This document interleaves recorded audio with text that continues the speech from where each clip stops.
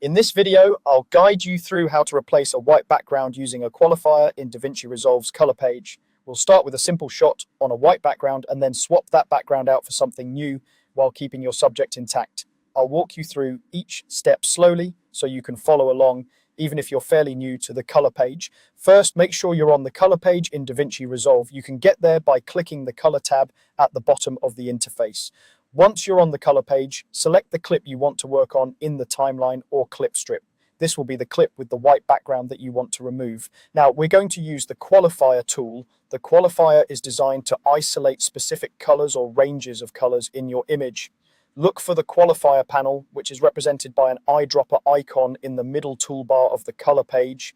Go ahead and click that eyedropper icon to open the qualifier controls.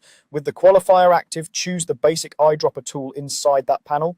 Move your cursor over to the viewer and hover it over the white background area behind your subject. Click once to sample that white background. This tells Resolve this is the color I want to select.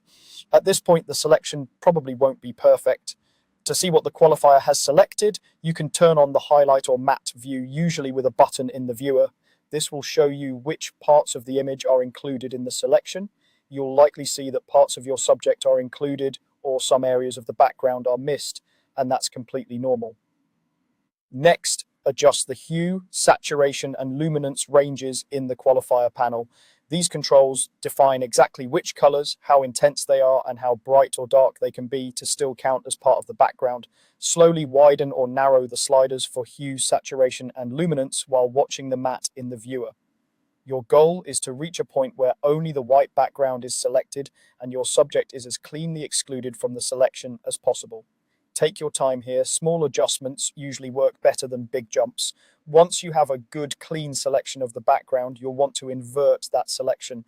Right now, the qualifier is telling Resolve to target the background. By inverting it, you're telling Resolve to instead keep your subject and treat the background as the area to be replaced.